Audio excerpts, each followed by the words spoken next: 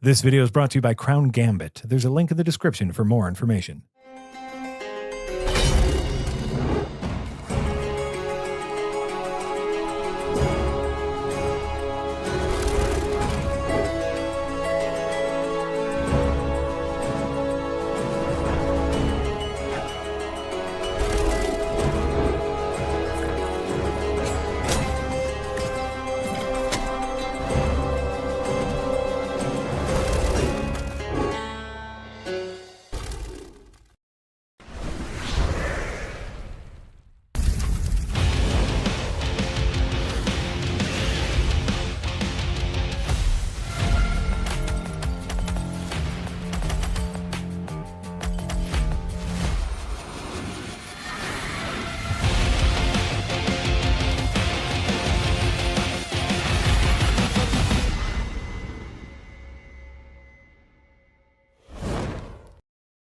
Well, hello, everyone. Welcome back to Firelink Podcast, episode number 71 for Thursday, June 12th, 2025. Marty Sleever here, joined by Casey Wosu, Nick Calandra, and producer Eric.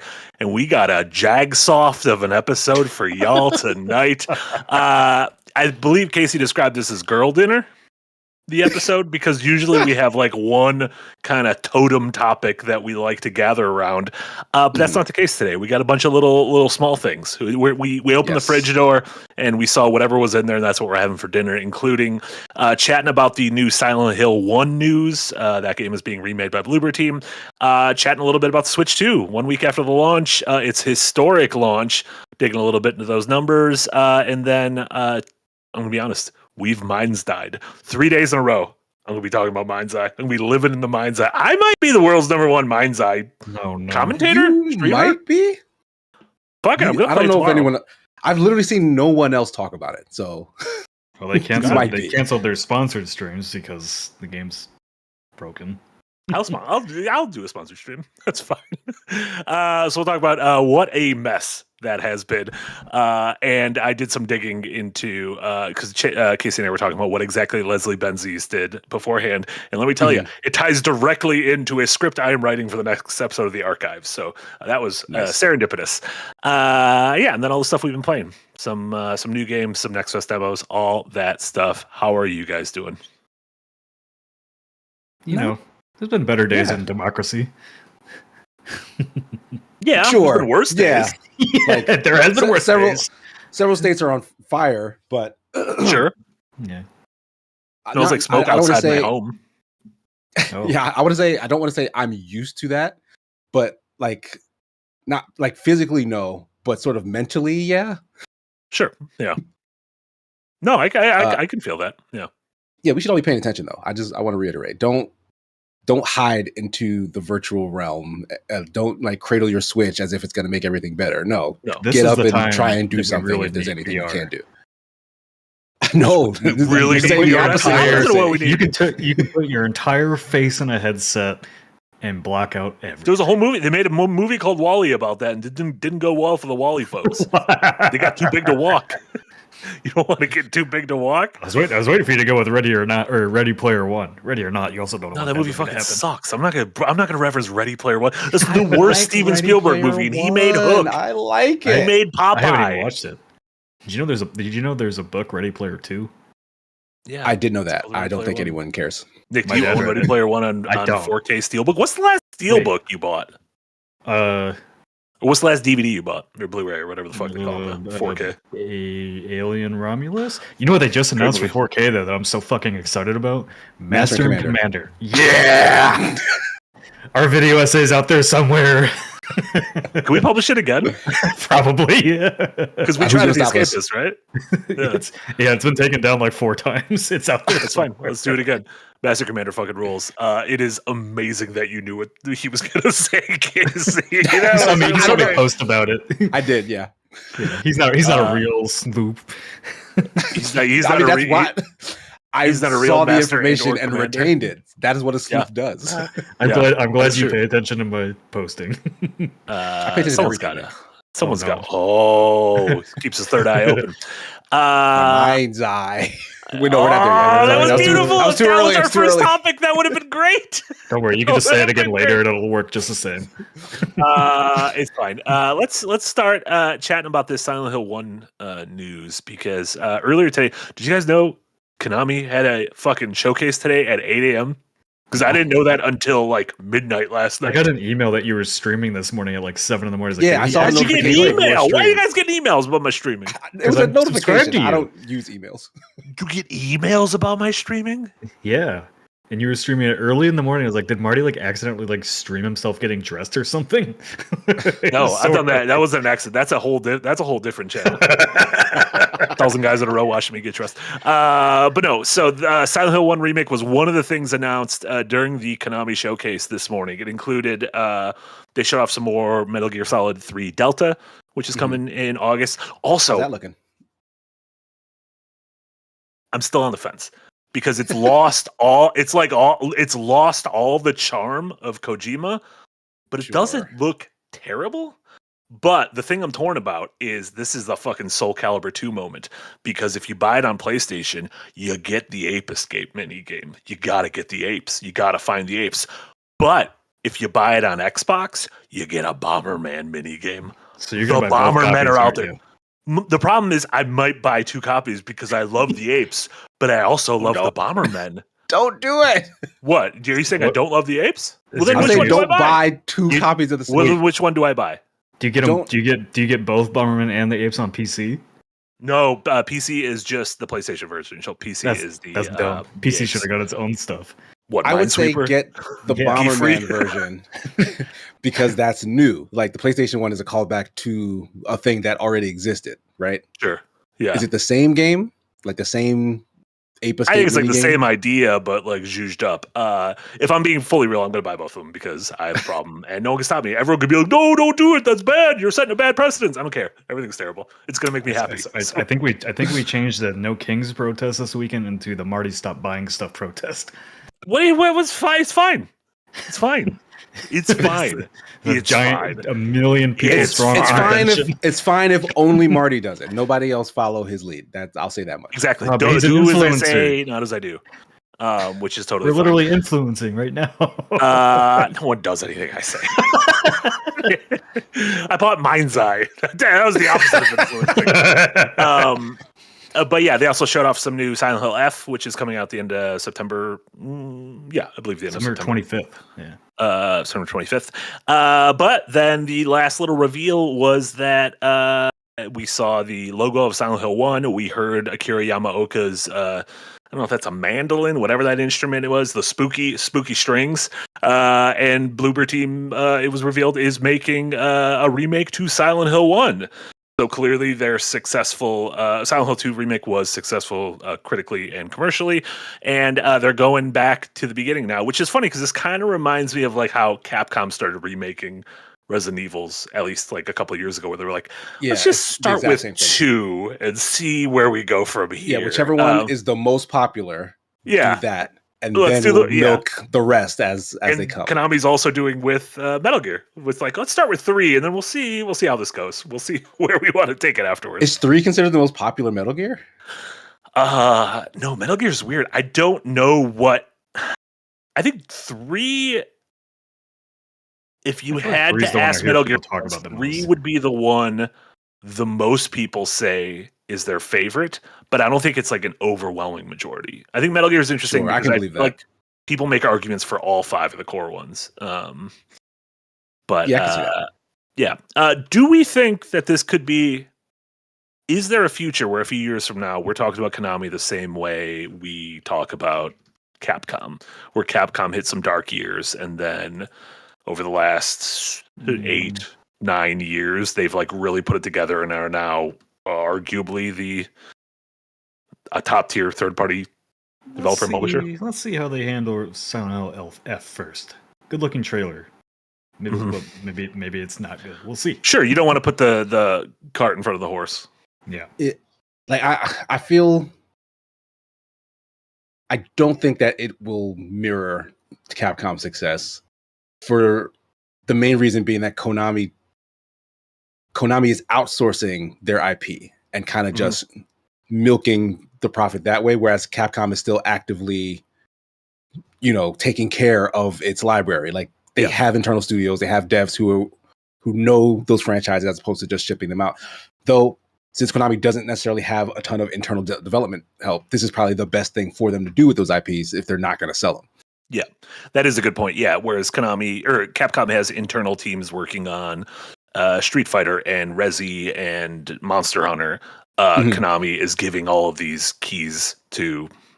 Yeah, outside. they're kind of just hoping for the best, and like they got a bullseye with Bloober Team's collaboration, so they're doubling down on it. Which Silent Hill 2 was kind of the first thing that people really liked from Bloober Team, though. So it's hard to say if the next thing will be as well liked or not. So yeah, I'm curious. I think Bloober Team's next game, Chronos? I always forget its name. Dawn. Yeah. Chronos: The New Dawn. I think is going to be a big. That's going to be like a big signifier of have they actually like kind of upgraded as a dev? Yeah, like turned a corner and yeah. And they're presumably doing these two projects at the same time. Like, well, they're like just starting development on. Yeah, I would imagine the Silent Hill 2 team moved on to Silent Hill 1, and that the Chronos: The New Dawn team was a separate team, probably the medium team, maybe. Sure. But yeah, Konami's also publishing. They're doing the thing we say we want AAA studios to do. If Konami's still AAA, in that they're publishing smaller games that feel indie at heart. That Deliver at All Costs game that Yahtzee played for Yahtzee Tries a few weeks ago, and then there was also a game called Darwin's something, but a really nice looking game where it looked like Inside, but nice, and you play as a squid or an octopus. I don't know what the difference is, and someone's gonna get mad. I remember this. Or whatever. They all look the same. I think the game looks very nice, but I like the fact that Konami is like, oh, we're putting our money and our weight behind smaller things like this. I think that's pretty cool. I'm a little. I just checked the Delivered All Coast Steam page. Has not sold very much. Just over 100.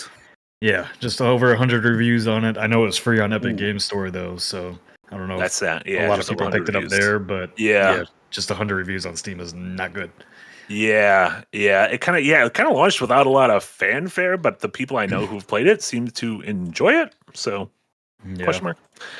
But yeah, it's nice that Konami's doing something, and I imagine a Castlevania something is also in the works. Gotta be. I would hope. Who that is will be interesting. Like, who is making that? I mean, is there a world where there's a From Software Castlevania game? No, I don't think so. Yeah, No? I can't. Like they have way too much to gain from just doing their own stuff rather than spending their time on a license they do not own. Okay, but someone is perfect for this. I just can't think of who.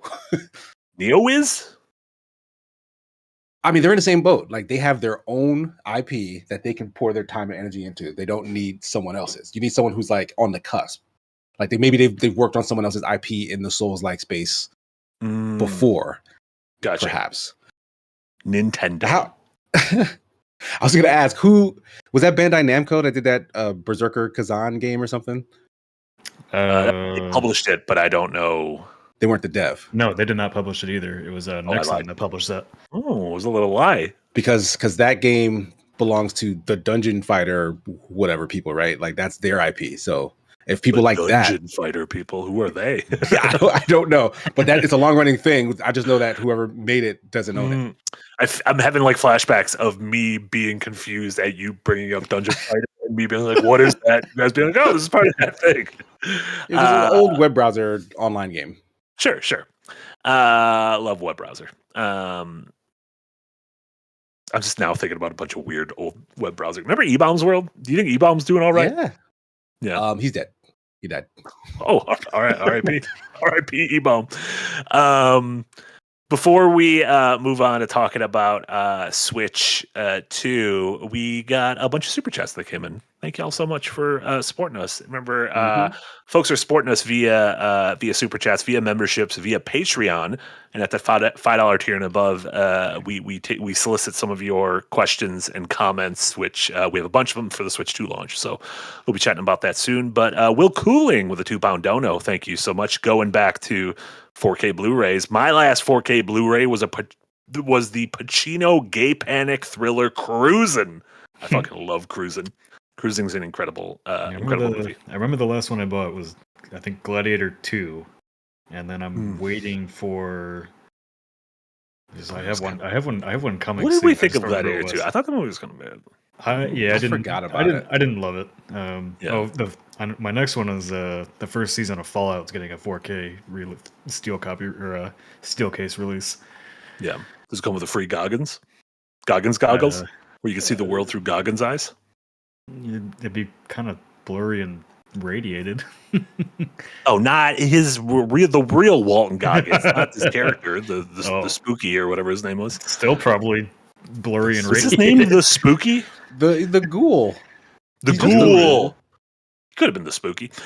Zoom. You'll learn all about him when you hit your Fallout goal. That's true. We're getting close. I watched I tuned in for like 5 seconds of Jack and Jess playing Fallout New Vegas today, because Jack is wrapping up his playthrough and is going to be a Sherpa for me, which I'm excited for. I'm also going to regular. I'm going to Old Vegas soon. Regular Vegas, default Vegas.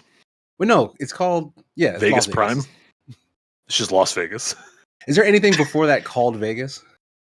What does Las mean in Spanish? The Los Angeles, the Angeles. Wait, Las and Los are different though.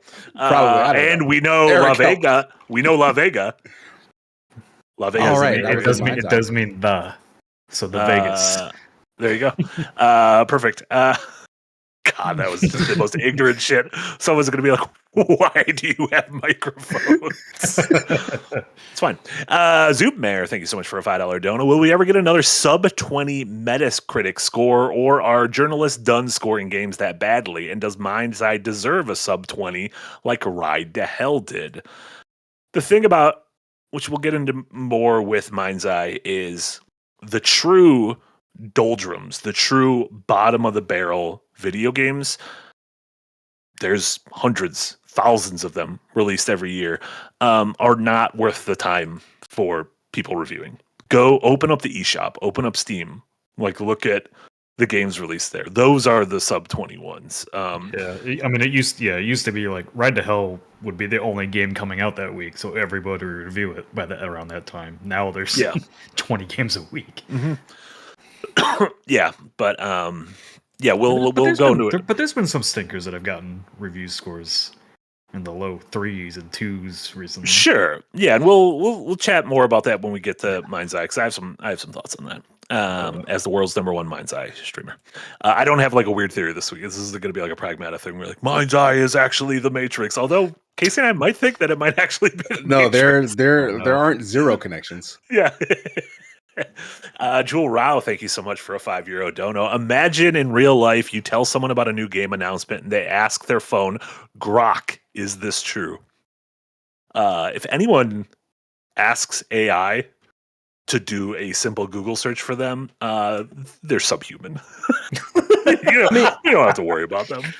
I think it's fine to ask your phones have had assistants for years now. Yeah, but if you specifically ask the Twitter AI, I'm kicking your phone out of your hand. Yeah. It's like the first thing on every single post these days. Is this true? Is this true? Yeah. Is this true? Like, oh my, we're so screwed. I'm going to start calling him Gork, because if you call it Gork, people aren't going to want to use it. They're gonna be like, his name's Grok. I've seen people write that, and I don't know if it's a joke. Yeah, Eric just got a screenshot. Yeah. I don't know if it's a joke, to mock those people, or if they're actually just misspelling it. I think they're actually misspelling it. Let's not give people too much credit these days. Vintage Gork. All we should be doing is binging, by the way. Everyone just bing your searches and everything's going to be fine. Is Bing still a function? Yeah, so Edge, I use Edge. Somebody's going to yell at me for that. But it keeps defaulting back to Bing, and I wanted to stop, even though I also get annoyed by Google. You should use Bing. You should fully embrace the love of Bing. You're set tripping if you're using Google on Edge. That's not how that's supposed to work. I bow to no one corporation. I use Siri. It makes perfect sense that they on your Apple phone function. I do use Chrome on my Apple phone instead of Safari. You monster. Orbiting Peanut, thank you so much for a $10 dono. Love the Yahtzee lore video on Sonic. I grew up on those games and didn't know any of that background story. What games do you revisit later in life that makes you go, huh, that's what that was about? Thank you so much, Orbiting Peanut. Yeah, that video is great. If you're Great at the $5 tier and above on Patreon, you can check it out now. It was written by the one and only Eric. Let me tell you, reading that thing, it opened up. If we want to talk about opening up a third eye, I felt illuminated after I read it. I made it through like 10 minutes of that video, and I must have taken an edible at some point today because I have no idea what's happening. Yeah, there's a lot of. I can't wait to watch it. And I'm gonna be honest, I can't wait. I played a lot of RPGs as a kid and didn't understand what was going on. Like, I don't think I understood the real details of like Final Fantasy 6 and 7 and Xenogears when I played them. I don't think I knew what an eco-terrorist was when I was 9. 7. Corporations are good, actually. I was like, an eco-terrorist? What's going on there? The planet's dying. That's not good. Yeah, and then Xenogears was like, we're gonna quote Nietzsche, and I was like, sure, that seems neat. Whoever that is. Yeah. Like, I don't know if there's a lot of other. Like, I don't know, you're not really drawing any new meaning from like Mario or Mega Man or Castlevania. There's probably some real deep lore to Spyro. Sure. No, the thing with Mega Man, well, for me specifically, Mega Man X was, and it wasn't like in my older age, but it was just at the very end of the game, they sort of did a tone flip that maybe recontextualized everything. Because it felt like, oh, I'm a cool robot. I'm doing action stuff. These are the bad guys. I'm killing them.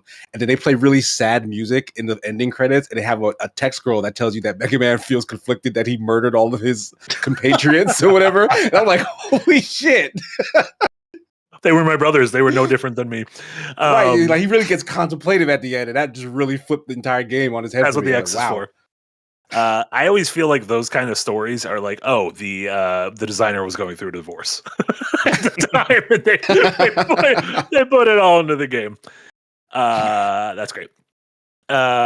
B Smiley 11, thank you so much for a $10 dono. With the Switch doing so well after a price increase for console and games, how does that influence opinion on game pricing discourse? Seems to me that people might whinge, but AAA games were underpriced. That was a terrifying noise that happened through there, and I am shocked I kept reading. What was that? That was my dog, and Barry. Barry, when he tries to run to get somewhere, he kind of like does like the what's the coyote's name in like Looney Tunes? His name is Wile E. Coyote. Yeah, where he like basically like spins out on the ground first and then gets to running. Yeah, Sonic does that too when he needs to go fast. Yeah, yes. Burn it out. Thank you. That'll be like I feel like we can. No, fuck it. Let's get into it. We'll save the other super chats for after Nintendo. But that seems like a good segue into our Switch 2 conversation. Because we are 1 week out from the release of the Switch 2. We had sort of very brief impressions last week because Casey and I got ours. Nick has not gotten his yet. He attempted to. His FOMO kicked in and he attempted to get one. Not like heavy attempted, but he I think went to a Best Buy or a Circuit. He probably didn't go to a Circuit City. I don't think those exist anymore. He went to a Radio Shack. They're outlawed. And it turned out it was an abandoned hospital.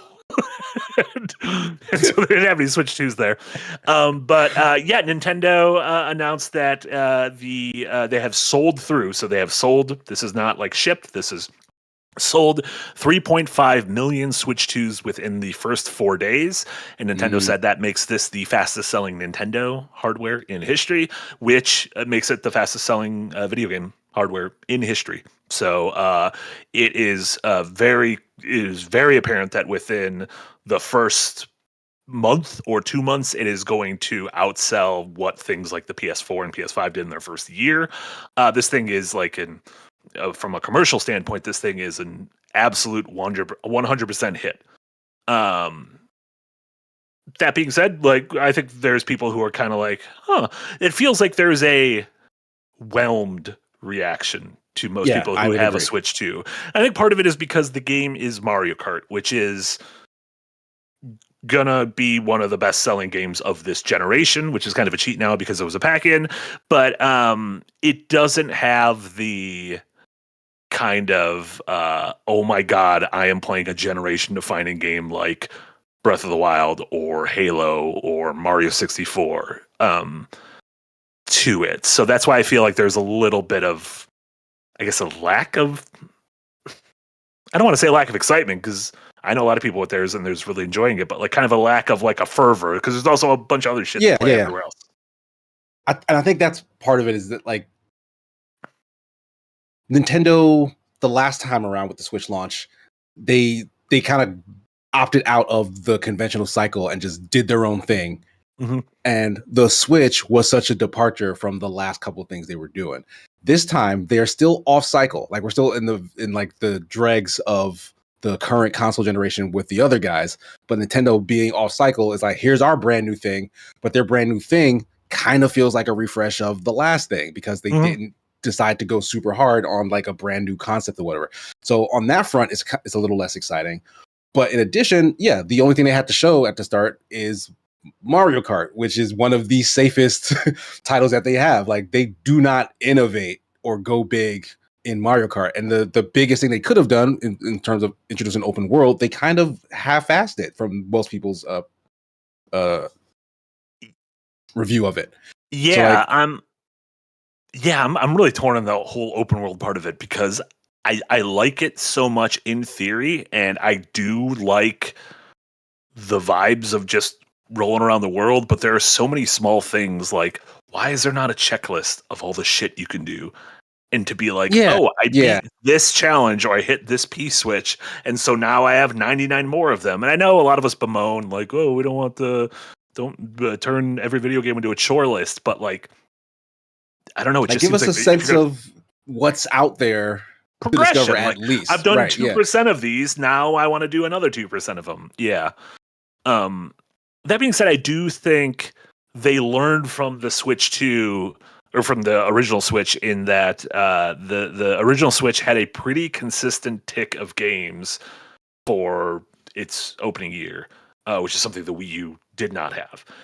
And so like the Switch launched with Zelda, but then within a few months we got Mario Kart 8 and we got Splatoon 2 and we got ARMS, and then in the fall we got Mario Odyssey. So like they kept a pretty consistent tick that every month or so you're going to go back for a big game. And I think they're kind of replicating that with this, with Donkey Kong's coming next month and then Metroid by the end of the year, Pokemon. They announced that Splatoon thing, which seems like it's like a single player centric Splatoon spinoff, that seems which interesting. I think is neat. I still think they have a couple announcements left. God knows we could use a Wind Waker or a Twilight Princess. Just God knows. You already put the old Wind Waker on there. You could put the new one. You could just put the new one. It's fine. Like there's definitely potential for them to make up that ground because they've already, seeded the install base. So like now just get the games out there that people will be excited about, and like they're perfectly fine. Yeah. But yeah, they haven't had their like first the launch big itself yet. Yeah. Right. It's just, but yeah, the launch definitely like whelmed is the right word. I feel like. So unless they do something to pump that excitement up more, I feel like a lot of folks will probably sit out once consoles do come back into stock, because like a lot of it was just fear of missing out. There was no one to tell them that there was no reason to rush to stores because they didn't get anything early, right? Yeah. So yeah, I think also part of it was I think they've been prepping this launch for a while. I think the hardware and the games have been done for a while, but they wanted to kind of full blast. We have an insane amount. Like I've seen Switch 2s in stores over the past few days, just like in a Target. Jack just walked into a Best Buy and got his. That leads into a couple of our Patreon questions or comments. Thank you so much. Fungus Finder over at our $5 tier said, is the fast sellingness of the Switch just because there are more gamers now on Earth than ever? Does the title just keep getting taken away with every new console? I mean, that is an interesting thing. Like, it's almost like certain there's like certain records in sports where it's like, well, yeah, these are going to break because the games have changed.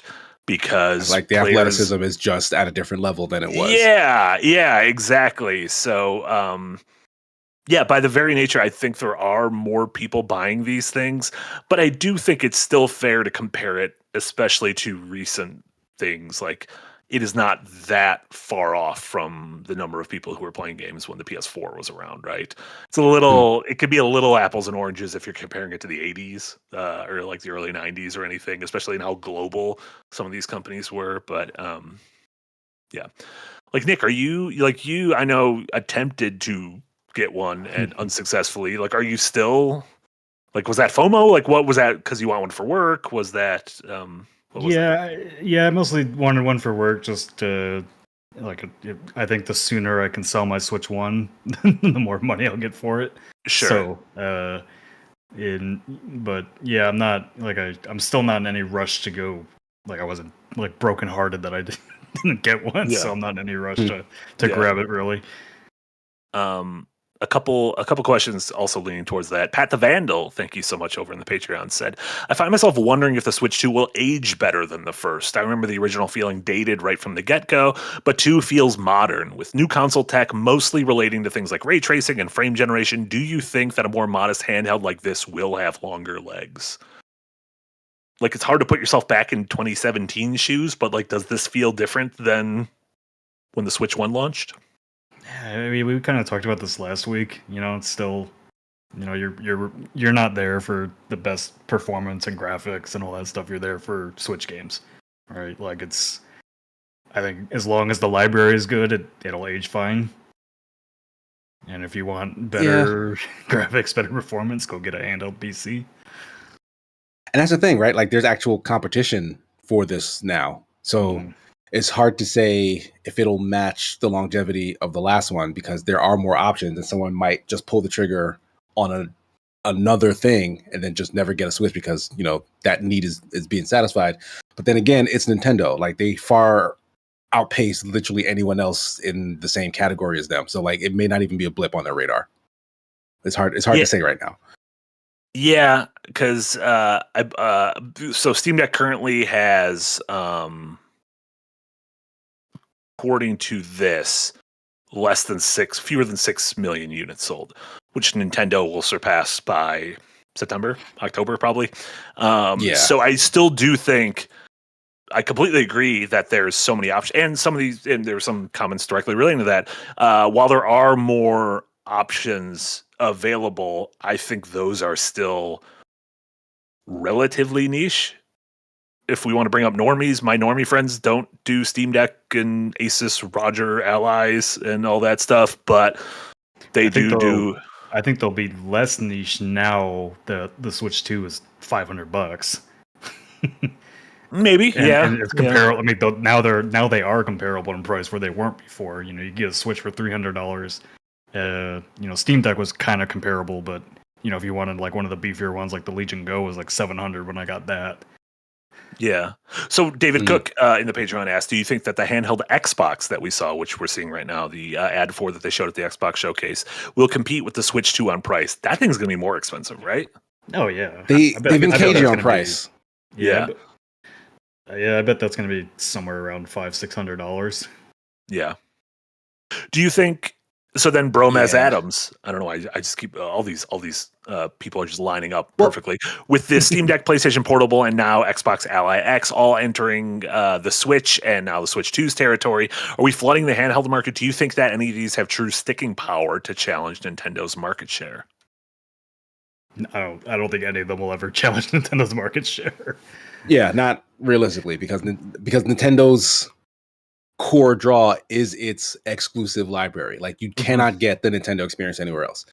Whereas everything else is kind of mimicking the same pool, like your PC library, your Game Pass library. The Xbox One just makes the Game Pass thing easier, which is appealing to me and I guess other big Game Pass fans.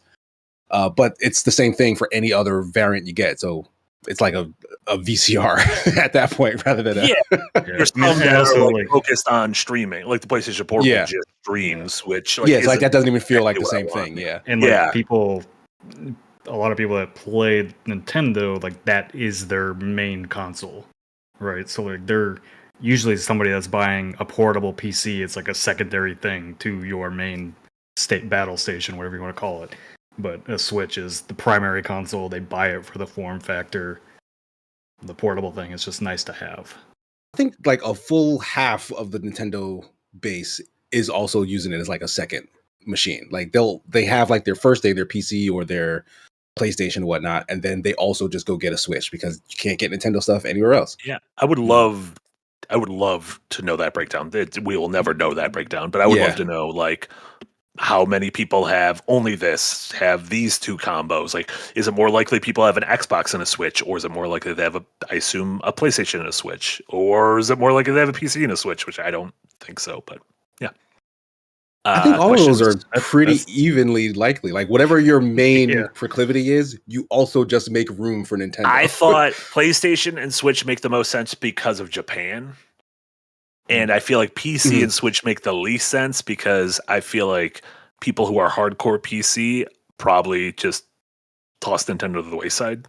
PC and Switch makes a hell of a lot of sense now because you get the PC and Switch handheld probably PC makes the most sense in terms of libraries, but it feels like the least. It feels like, you know, sometimes you have like a buddy who gets in a relationship and you're like, ooh, that's the couple? Like, not like there's nothing wrong with either of them, but like I just did not think like this like fucking it's like an Avril Lavigne song. It's fucking Skater Boy.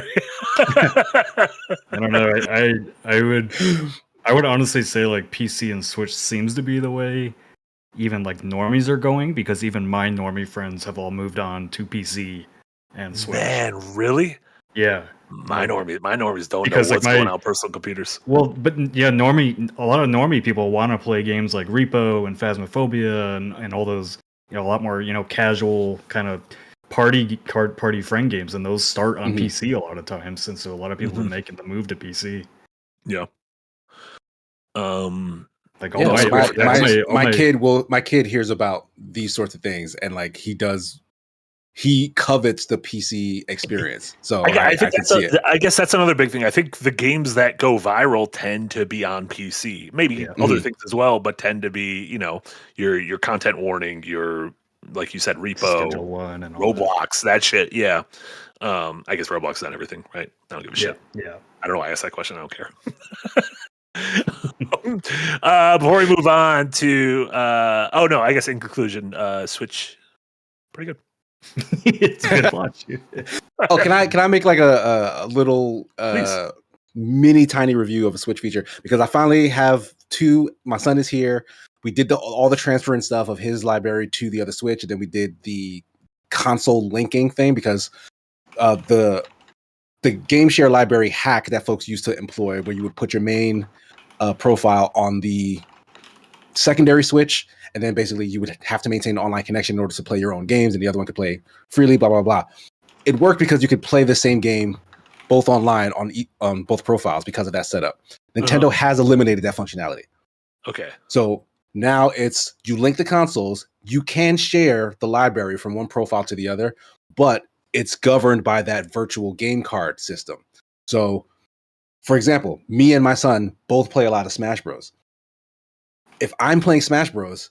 And he wants to play it, he can't, because it's loaded into my Switch. Okay. He would have to borrow it from my Switch and load it into his Switch, and Nintendo does not allow me at that point to play the game, because only one license exists. Thing we do with our Steam account, where it's like, as long as you go offline, a couple of us can play things at the same time. Okay. So they've broken that entirely. Which, I mean, this affects like maybe me and like a bunch of other it's a very specific use case, but still kind of sucks. But it really sucks, honestly. Yeah. Because there are a couple of games that, I mean, this won't be a huge issue for like the whole library. Like there's not going to be a ton of overlap every instance. But for stuff like Smash, I'm probably going to have to buy a second copy of Smash. Yeah. I do think one thing that is annoying for me is that I have to do that virtual game card thing one time every time I start a new game on my Switch 2 for the first time.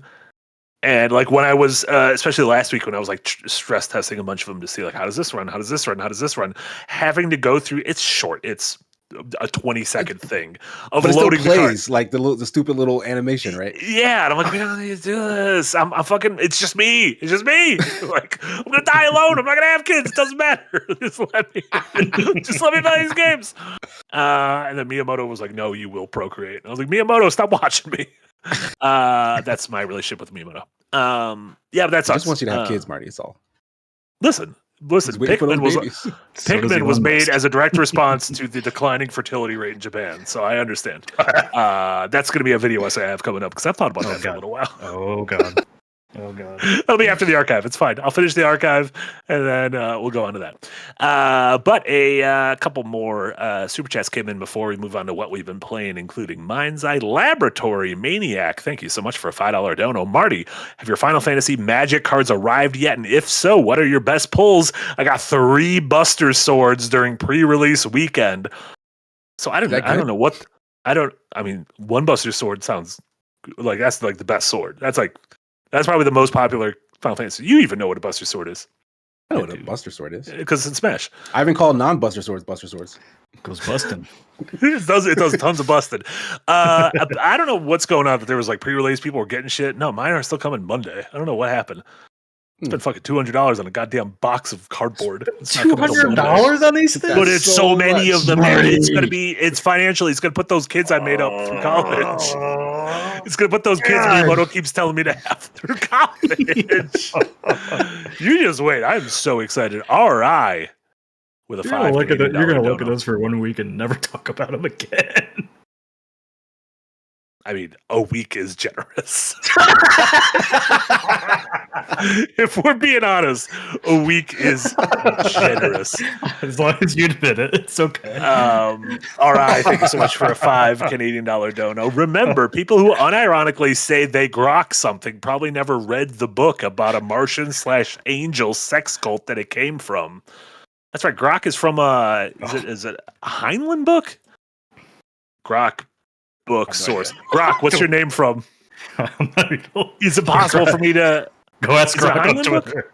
It's a Heinlein book, right? Stranger in a Strange Land, maybe? That's fine. Whatever. I thought that was a Final Fantasy game. Yeah. Stranger in a Strange Land. That was also the name. First off, Stranger in Paradise. That's the game you're thinking of. Stranger in a Strange Land was episode, I believe, 16 of season 3 of Lost. And that was the Jack flashback where we found out all about his tattoos. And that was the moment a lot of people said the show jumped the shark. Although a lot of people claim there's like a conspiracy theory that Damon Lindelof and Carlton Cuse, the showrunners, made that episode because ABC was like, we want this show to go on forever. And they were like, no, we want this to actually end at a certain point. They're like, no, this is too big. We need it to go on forever. And they purposely wrote this episode as if you need us to do this forever, this is the kind of shit that's going to happen. We're going to explain how this doctor got his fucking tattoos on a trip to Thailand. And the episode was so bad that afterwards ABC was like, okay, you can end the show after season 6. So that's an amazing theory. Yeah. Making that into a video too, right after the Pikmin porno thing or whatever I talked about earlier. Where are we? We still doing the podcast? Are we still live? Wait, you remember the actual episode number and name? I think it's 316. It might have been Stone Cold Steve Austin I have in my head. It's definitely season 3, and it's definitely halfway through the season. After episode 6, because that was the first cure of the season. Wow. All right, with a $5 Canadian dono, thank you so much. I was only able to search for the upcoming Wu-Tang game with Bing. Google did not return anything from Steam. Sounds like Google might be racist. It wouldn't be the first time. Probably. Wouldn't be the first time. That game was hard to find. What is that game called? I already forgot what that game's called. Wu-Tang Search for something about an enemy? No, Rise of the Deceiver. Deceiver, right, yeah. Maybe that's why you can find it on Google. Negative. It's deceiving. Yeah, I think the name Rise of the Deceiver is a little tricky. Brass Lion is the name of the developer, I know. I want to know more about this game. Yeah, and there is no additional information. You can't find it on Google. Sorry, Marty. No, I'm a Bingman, so it's fine. I worked as an annotator for Bing for 2 years as a contractor when I first moved to San Francisco. One of the greatest jobs of my life. Shout out to Bing. More. You don't believe me? No. You don't believe that I had like a $15 an hour job? Be a weird I believe you had the job. I believe it was not the best job we've ever had. Oh, it was not the best job I ever had. No, library still. Far and away. Okay. Working at a library, greatest job ever. Veritas. Sorry, second one. Yeah, you coming in like a close 5th. Veritas, thank you so much for a $5 dono. For Konami, not sure if they can stay viable with games. Can they coast on remakes and occasional new Silent Hills? Have they made any new IPs lately? I don't know what I'd be curious, like... What's the last new IP Capcom did that was successful? Yeah, I guess they're still trying, though. Yeah, they're trying at least. Well, Pragmata's not a new IP. We know that. Let's be real. But no, we had Exoprimal and Kunitsugami. Kunitsugami was a shot. But I bring this up in script for an upcoming video, but like Exoprimal is like kind of a Dino Crisis. Like Capcom has a way of either of reinterpreting their back catalog in a variety of ways. That could be in compilations, like we see with their fighting game compilations or the Mega Man compilations. It can be in direct remakes, like we're seeing with last year's Dead Rising remake.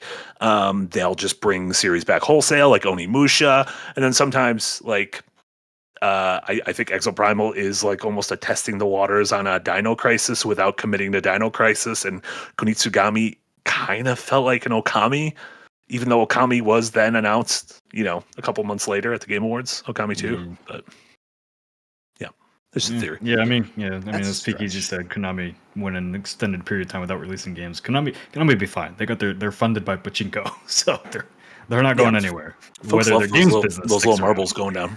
Yeah, that's true. I think their IP has enough cash to hang out for a while. So yeah, we'll be curious. Yeah, as long as they keep trying, they may very well start to potentially make hits. Sure. Yeah, I mean this because they do have valuable like stepping stones. Also, that Castlevania series is amazing. So you make a good game out of that. Like, come on, you're just back in business. Yeah, and that's in like theoretically a Metal Gear movie could be cool if it was ever made. Like maybe it won't be made. The potential does exist. Yeah, there's a new Silent Hill movie coming out. Maybe that'll be good. It won't be good. The last one was so bad, right? Yeah, it was like season 1 Game of Thrones Kit Harington. Yeah, bad stuff. And then TJCar with a $5 dono. Thank you so much. Both my kids on their child accounts can't play Fortnite together because of the Nintendo Virtual Card change. Thanks, Bowser. Wait, Fortnite's free to play. But they can't play together on the same account, so they would ostensibly have to make new accounts. Well, yeah, but that makes sense. It's an online game. You can't use the same account. Yeah, they would still need different profiles, I would think. Yeah, but I'm just wondering. Yeah, like. Yeah, I'm not understanding why they can't play together. Maybe they did something funky in terms of like how their accounts are saved. I don't know. Well, no, they just wouldn't be able to play. They would have to have their own individual accounts to play Fortnite together. They can't use one account and sign out on the same account. You guys are carrying a lot of water for Doug Bowser. No, I'm just confused by the dilemma. So maybe I'm not understanding it. Maybe this is like the trolley problem. Where you hit that switch Fortnite, and a bunch of folks get Fortnite runs over your children, yes. Jomo says, what happened to player guest? Well, see, these companies decided they want all your information. That is true. That is true. What happened to player guest? Amazing. We used to just click Y on the Xbox and be able to play with number 2. Yeah. Now you got to create an account and sign in. Oh, TJCar updates. They had guest accounts before. They just can't play now without making their own adult accounts, which you might not want to make for a kid at that Those age. Companies all want their information. Gotcha. Yeah, and that's did you say you don't want to make a whole email. What? Or did I hear that? Okay, no, I said, will you see all those companies? Want I thought you said play Siege instead. Yes, that's the game for kids. Yes, highly recommended. Teaches you busting down counting walls. Skills. Yeah, there you go. Breach teaches you about architecture, kids, military strategy. Exactly, all things kids should definitely know about. Awesome. And then before we move on to what we've been playing, including MindsEye, Dower Dodger had an interesting question over in the Patreon. Dower Dodger said, with Silksong putting skin in the game by implying a release date tied to the new ROG handheld, which admittedly they have said several times before that is coming out by the end of a year where the game did not come out. Is it at all likely that Team Cherry will actually commit or postpone? It will have been 8 years and 10 months since Hollow Knight originally released in holiday 2025. Do you guys think Hollow Knight comes out this week? Or this year? This year. Yeah, I do. But I also I want to kind of understand how they spent 8 years on this thing. I mean, the first one was also like exceedingly long, and it got bigger. Yeah. over time. So like the end product was also like multi-years of development because they had all these stretch goals that then took them additional years to actually add to the game because they kept over delivering on their promise. Yeah, and it also So took a a full-on while for it to sequel get does- ported to various consoles. Like it came out on Yeah. PC 8 years ago, but then it was Switch and then other So consoles. there's going to be 2 sequels in one in this because they've taken so long.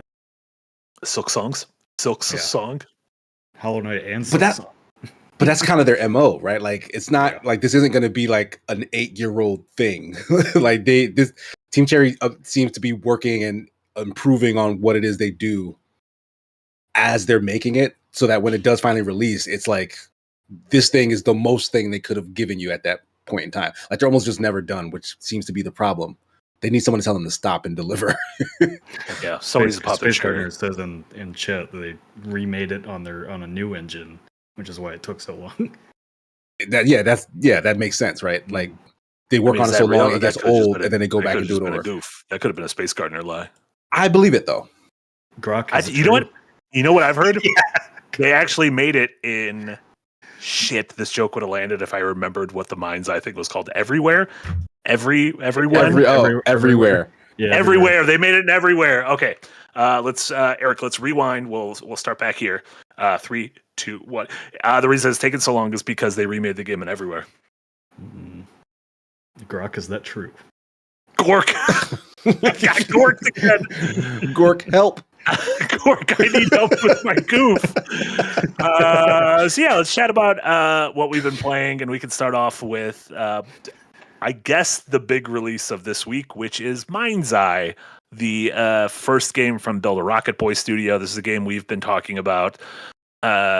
We've seen on showcases for a few years now. We've been talking about the last few weeks because this is the first game from the new studio that was founded by Leslie Benzies, a prior president at Rockstar who started as lead programmer on Space Station Silicon Valley. A Nintendo 64 game very close to my heart that I am writing about for the next archive, and then went on to be a lead producer of GTA 3, the PS2 trilogy, 4, and GTA 5. Had a very messy breakup with Rockstar around 2015, 2016, including a bunch of lawsuits and everything. Eventually founded this studio, Everywhere. Everything is called Everywhere? You mean the studio? What is the thing? What is the fake? Everywhere. What is the engine? Everywhere.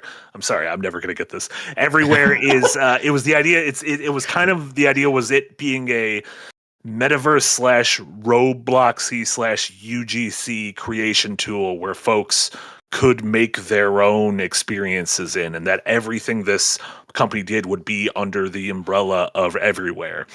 That seems like it's pretty much dried up. I mean, the metaverse bubble has clearly burst since that funding was received. And so this game came out, MindsEye, which is a incredibly, deeply generic third-person cinematic action game that I don't think you could legally, at least at this point, call open world. It takes place in a large city called Red Rock City that is a facsimile of Vegas, but it is not open world, because if you try to make a left-hand turn when the game wants you to go right, it just puts the words fail up on the screen. So yeah, Casey and I we streamed through the first 2 hours of it yesterday, and the game released 2 days ago with no reviews because they didn't send out review copies to anyone. PSN has a story went out that they've been issuing refunds to people, which seems like this is the first high-profile case of that since Cyberpunk. And then there was also a big story about a sponsored stream that was pulled literally seconds before the stream was supposed to go live, when the person was already streaming, saying, "Well, the sponsor has pulled out, so I guess I will close this game." Yeah, this launch is a complete debacle. I'm not going to defend the game because I think the game is bad. I do not think this is the worst game ever made. Right. And we talked about that yesterday. I think, Casey, you hit the nail on the head by saying the worst thing. Well, this game is boring, which is like a cardinal sin. But I think the reason it's getting so much flack is because of all the bluster it had going into it. Yeah, they tried to portray this thing as the next big thing in marketing. They were kind of actively hostile towards the thing that it was copying and claiming to compete against, which is GTA, which is beloved by video gamers, by the way. Mm-hmm. So you come out saying like, "Hey, this is gonna eat GTA's lunch. It's doing this. It's doing that. Blah blah blah." And then you get presented with what MindsEye actually is. Like, yeah, folks are gonna be like, "Huh? What were you talking about?" Yeah, because it does, like, the thing that keeps coming to mind is it feels like one of those random innocuous 360 PS3 games, but it has no kind of heart or soul or interesting hook to it in the way that even some recent games like I've brought up Slitterhead or Wanted Dead or Hi-Fi Rush. Like, Hi-Fi Rush is obviously slightly different than those two because I think that's just universally beloved. But those have interesting ideas and kind of thumbprints on them in a way that there's nothing so far in this opening that I've experienced that is remotely interesting. Like, that being said, the cutscenes are there's polish and like some intrigue in the cutscenes and in the performances, especially of the main character Jacob, it was the same actor who's the main character of Mafia 3, which I did not realize. And I liked the story of Mafia 3. So that kind of makes sense, but the cutscenes are it's good cutscenes around a story that I just deeply do not give a shit about. Like, this is honestly like anything beyond cover shooting and oh no, the driving? gameplay is so bland. It's exactly that. Deeply Yeah. bland. Yeah. It is exactly that. You drive to a destination, you do some third person cover shooting, and then you get a bunch of pretty cutscenes. But like Marty said, bland, uninteresting story. But like, what's funny is like the things that we did take a liking to, which is, oh, this actually looks really nice. Like, the world, even though it's kind of sparse, it looks polished, and like the facial animations and characters look like interesting and cool and good. All that stuff is the stock abilities of Unreal Engine. Like, it's like it seems very obvious that they took all of the pieces that's available in just stock Unreal Engine and slapped together the closest thing they could get to a GTA clone, and then just went from there. This is their own engine, though, right? This isn't Unreal. No, it is on this Unreal? this does run on Unreal Engine 5, and it appears to be using their MetaHuman thing as well, which is of course, that facial construction service that they use. So yeah, I mean, yeah, if they were trying to sell this as this is how you make games inside our game engine, like, shouldn't Unreal kind of be like, hey, no, that's our game engine that you're making games in? I'm curious, like, what does this game look like in 6 months, in a year? What does this studio look like 6 months, a year from now? Is there any chance this has a road to redemption a la No Man's Sky, a la the Cyberpunk? No, because there's no. If the story is boring and the gameplay is already boring, like Cyberpunk at least had all the bones there to, and it was just performance issues they needed to. Yeah. You know, lots of quality of life things. This, like you said, I since day one, this game has just looked really, really, really generic, and like the city doesn't even have any life to it. Like, it's just a dark, metropolitan city. That's boring unless you're GTA and you have a sandbox to play with. It's got the Vegas orb, which I like. Oh boy. Yeah. I have yet to be able to enter the orb, but if there is a mission where I get to enter the orb, then I'm very happy. No, I think 100. Yeah. I mean, there's less than 500 players on this on Steam. Refunds on PlayStation. This is a studio that had hundreds of millions of dollars in funding, and no, I think they're done before the end of the year. I don't think there's any coming back from this. Also, not a great look for IO Interactive for their first published game to be like, this thing. And there's supposed to be a tie-in, like either Hitman in MindsEye or MindsEye in Hitman. Yeah, like did you not visit the studio and quality check this thing? Because IO knows what a good game is. Yeah. Is it the way to GTA? Like, this is again something we brought up yesterday. Like, you hear I am an ex GTA dev. Like, I was a lead, and I have people who worked at Rockstar, which is the biggest video game. Full stop. We're trying to do something new. It's in the same vein. Let us cook. Like, the corporate guys are gonna give you a check. But like, what, Marty, you've looked it up more than I probably have right at this point. But like, what did Leslie Benz do at Rockstar? So he was, I mentioned while you were gone, he was a lead programmer on Space Station Silicon Valley, and then he was a lead producer on GTA 3, Vice City, San Andreas, 4 and 5. Producers in a lot of these roles are management roles, really. It's not creative director, it's not leading. So, yeah, I mean, that's a story that kind of you hear a lot of. Like, somebody that's pretty handsome. Why didn't they just put him in MindsEye? Well, I just use his face. Marty, there's a post on Patreon about, I think somebody asked about if I had looked into this at all. I don't know if we wrote that one down in the document. I did not know. Okay.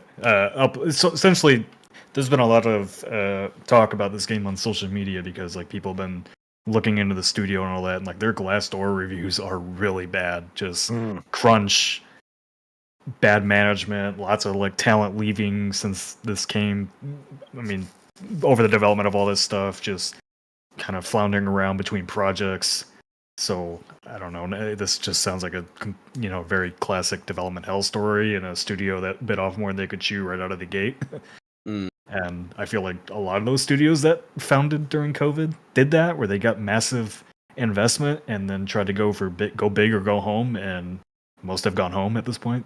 Oh yeah, and something smelled off right from the beginning, where it was like, oh, it's not just we announced a game; it was we announced the future of video games, and it is a metaverse. This is everything. And when people are like, what is this? Literally, what is it? Yeah. It would just still be these platitudes where you were like, I still don't know what this thing is, and so that felt like very Molyneux-esque. Yeah, that's a good way to put it. Yeah.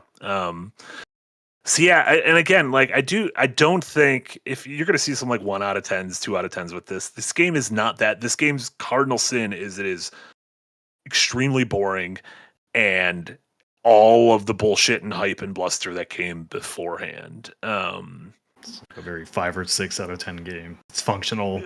It's just one of those like. I do not recommend this to anyone, but I am. That being said, I am going to finish it because I am somewhat curious about what's. Listen, we find like an underground temple with technology, and I got to know how did the technology get in the temple. No, you got to know that. It's aliens. Please, just play long enough to let me know that it was indeed aliens, because it's always aliens. It's probably the post-credit scene, so I'll probably have to play the whole thing. This reminds me. There's that other studio that's from Rockstar guy, Absurd Ventures. Oh, that's right. Yeah, that's from one of the Housers, right? Yeah. And they got big investment too. What could possibly go wrong? Nothing. So do not. My PSA is just don't buy this game. Don't buy this game. You can watch someone play it if you want, but you just don't. You're fine. You don't need any of that. A couple super chats before we go on to more stuff we've been playing and watching. Kid Barchetta, thank you so much for a $2 dono. Are there any post-Obama games like there are with films? It's a great question. Yeah, Darren writes about kind of post-Obama movies, like movies that came out kind of in the afterglow of Obama being elected that had that era of like maybe misplaced hope. Maybe like a sort of inflated optimism to them in the same way that there are post-Trumpian movies. I don't know. That's a great question. Give me more time to think about that. A lot of people are asking Gork. Guys, if anyone fucking asks Gork if there's any post-Obama games, you're fucking dead to me. But that's a great question. I don't know. Yeah, indie devs love their very sad and emotional stories. So I don't know. Yeah, like I'm trying, like, because it's weird that time period. Games got very dark. There was not like a poptimism in optimism. Wow. Yeah, in like a post 2008, because that's when we ended up getting like BioShock and The Last of Us and GTA 5. Well, Yeah. here's an interesting thought, right? When you do, because one, games take a lot longer to make than movies do. So the reaction to like cultural events are going to be significantly delayed. So like if someone is feeling the fervor of the Obama era and they want to put it into their art, you're probably going to have to wait 4, 5, 6 years before that becomes like a finished thing. I got it. And that being said, without being too politicized, when people are happy, they start to think about themselves. They don't think about like the world at large. So you're going to get more stuff that's like introspective about like personal stories and stuff. You're not going to get something that's like a social commentary on how the world has healed or like we are all hopeful for a new age. You know what I mean? But when things are shitty, folks are like, I gotta let the world know that this is wrong. You're gonna get art that is screaming at that. We are about to get a lot of rebellion games. The most post-Obama video games, just the Wii U. The Wii U is a direct. It's 2012 and we're feeling fine. Everything's gravy from here on out. What could possibly go wrong? That's what that is. Yeah, it's easier to spot. I think it's easier to spot post-Trump games. I think I think like The Last of Us 2, I would say is one of those. You got to get all of that angst out. Sure. Yeah. I guess it's easier to get your anger out than it is to get your optimism out. We're gonna get that fabled Homefront 3 sequel pretty soon. They put too many balloons in the Bay Area, so they can't have any there. And then Eric with DR says, "Thank you, Eric. Can we talk about how Dig Dug is back too? By the way, for only 2 weeks in a kids/educational interactive half game, half cartoon for mobile for some reason." Who owns the Dig Dug license? Eric. Eric actually owns it. Yeah, Eric. Taito? Who owns Dig Dug? Who owns Dig Dug? Gork. Who owns Dig Dug? Namco. It's Bandai Namco. Oh, really? Dug. You know what they should do? Put Dig Dug in Night Rain. Think about that. Speaking of Night Rain, y'all been playing Night Rain? I've put some time in. Yeah, finally. Okay. Let's get Casey's early thoughts before Nick's late thoughts. Yeah, because Nick, you put like a significantly more time. He said he finished it. He said he's done. Oh, you finished Night Rain? Unlocked Wow. Dig Dug. Yeah. I have not put a ton of time, but I did a couple of runs with my boy Jeff. Fun times. Like it really very much feels like Express Elden Ring or just the Express Souls formula, right? Like you get to have all the highs of the series, but just fast forwarded and like with a friend nearby.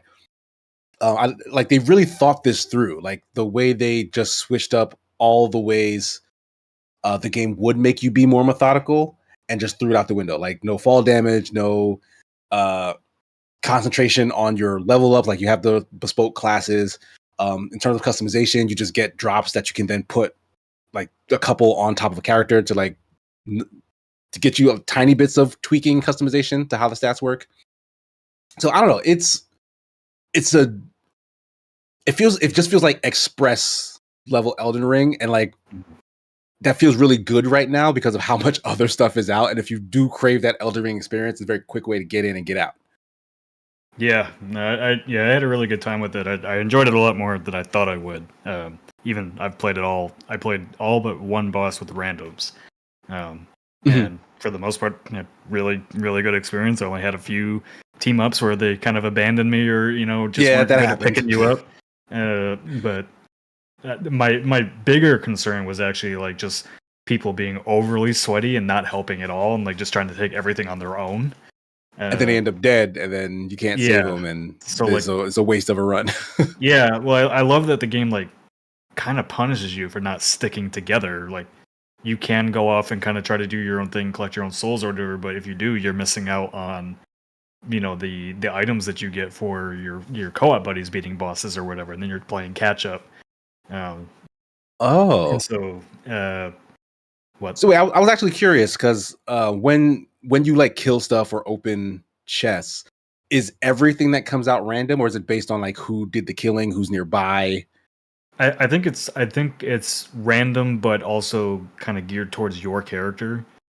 Because like you get so if I open the chest, well, the chest you share those items, but like when you get to like the blue or the purple or the gold, like I don't know what they're gonna call. I'll just call them like little ghost things that you get, and you get like either a perk or a new weapon out of those. Like those are geared towards your build. Okay.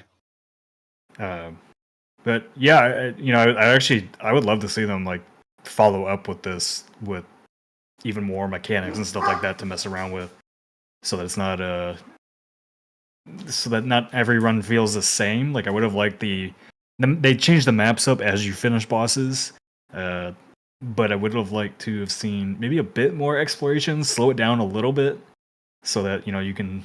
I don't need to take time and like explore everything like that, but I would also like some puzzle dungeons you have to solve together or something like this. So it's not just combat. A timed puzzle? I don't know. That Some of seems stressful. Are you almost thinking like a Destiny raid kind of thing? Yeah, a little bit. Some of the dungeons, in core Elden Ring, where there's like traversal puzzles or stuff like that, I could have used. Yeah, like trick dungeons where you need to like, oh, this is like two mirrored sides of the same dungeon, and you don't realize it until you go through it. Just so that there's a little bit. Yeah, just so there's a little bit more variety. Do you think this is? We were talking about this in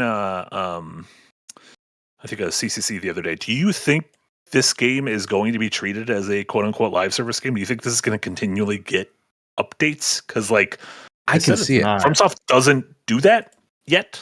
Yeah, in interviews earlier this year, they said they don't have any plans right now, and basically based on how it would do if it would get post-launch support, I think they will. I don't think there's any reason to not keep bringing people into the game because people are going to buy it during sales and all that kind of stuff. So. I mean, and also like it's super popular right now too. Like, yeah, when you have some years and years and years of bosses that they could update and pull it into the game, it'd be fun and fresh. And so I don't think there's any reason they couldn't. I mean, like just think about how excited people would get if you pulled some Bloodborne. Well, I guess you can't pull Bloodborne because you don't own that IP. But if you pulled, Sekiro boss in there or something like that and made it, you can just put a wet boy in there and everyone would be like, oh yeah, that guy was in Bloodborne. Some like dripping goatman or something. Mm-hmm. That's cool. Do we of this? Yeah, does this gives you some kind of optimism for Dusk Bloods? Oh yeah, the multiplayer Switch game. I'm hoping that's more of a traditional Souls-like cooperative experience. I know they said it's a little bit PvE PvP, but yeah, I mean clearly they can pull off a multiplayer Souls thing, and even if it's slightly competitive and have it work, I could definitely see something like even squad-based Elden Ring or Elden Ring Night Rain working, where you race to fight that final boss against other people, and either shoot and team up or fight each other, on the way to take their gear, kind of thing. Yeah, that sounds so blasphemous, but also because of Night Ring's existence, I am intrigued. What do you? All Souls had multiplayer co-op. Yeah, but they weren't really designed around. Sure, I think we're talking about more like traditional. Like this game is built around co-op, and it has like real, like almost what the mods did to co-op, not co-op with a FromSoft asterisk. The bosses you fight are specific. Like all the Night Lords are specifically designed to around 3 people. Like you can't beat them on their own. You need somebody to like kind of get its attention away from you and all that. So a little bit different. Yeah, it's an area of effect attacks.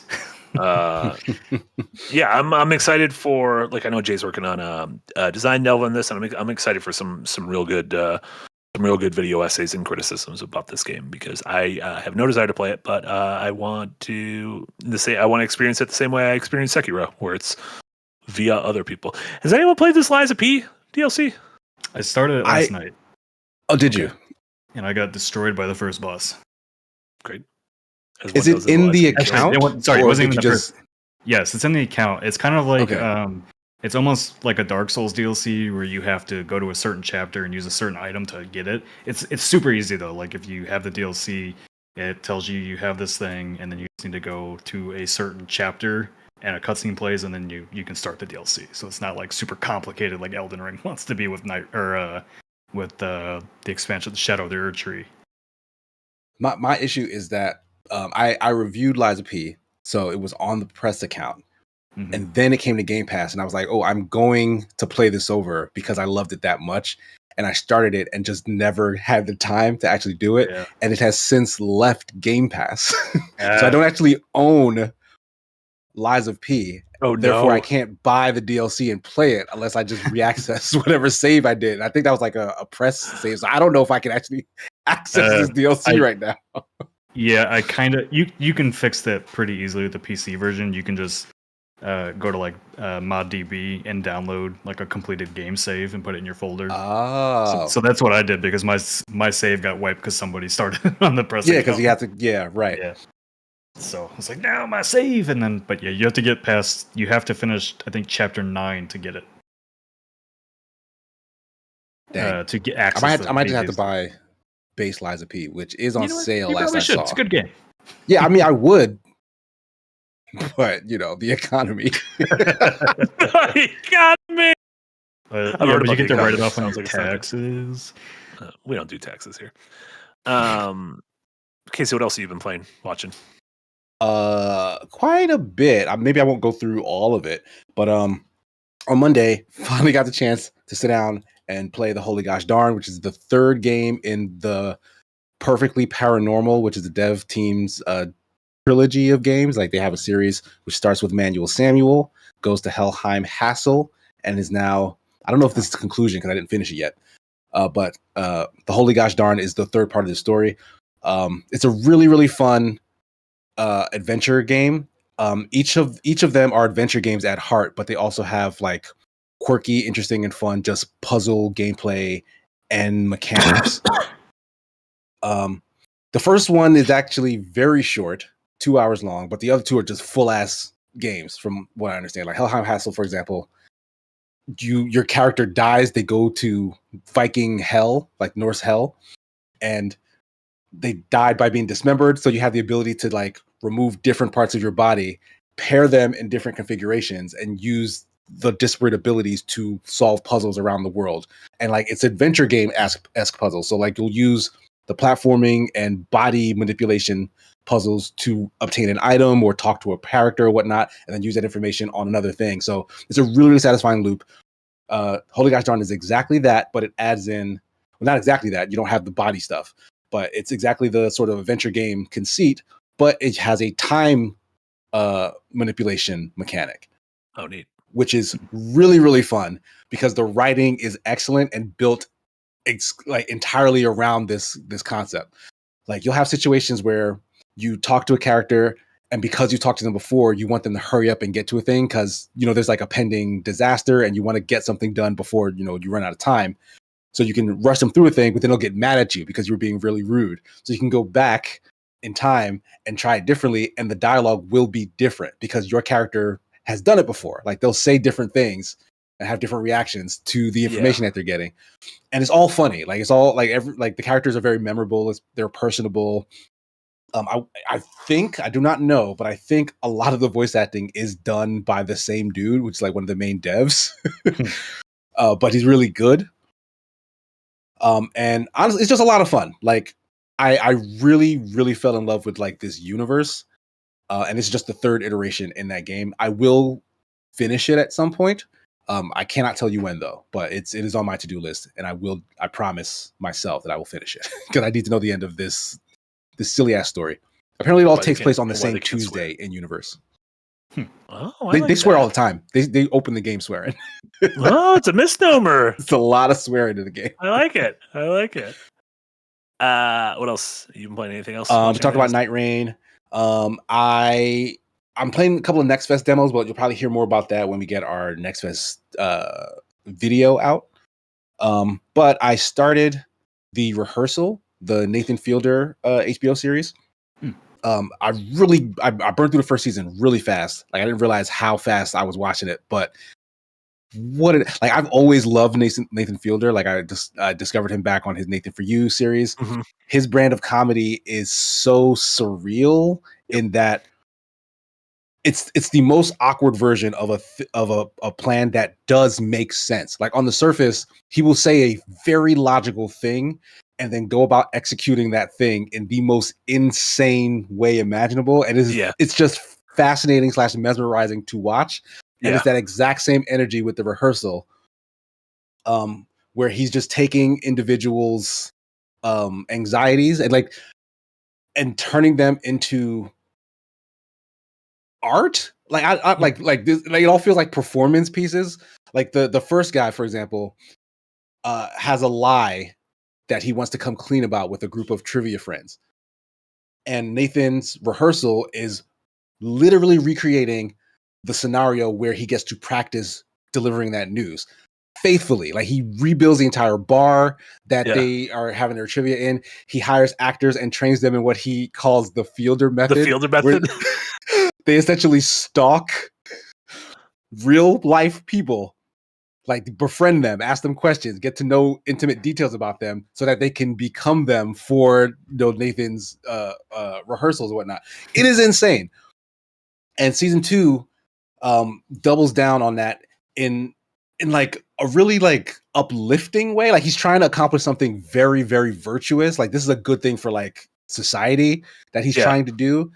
And like his methods of achieving it are batshit insane, but also wholesome. Like nothing is vindictive, nothing's mean.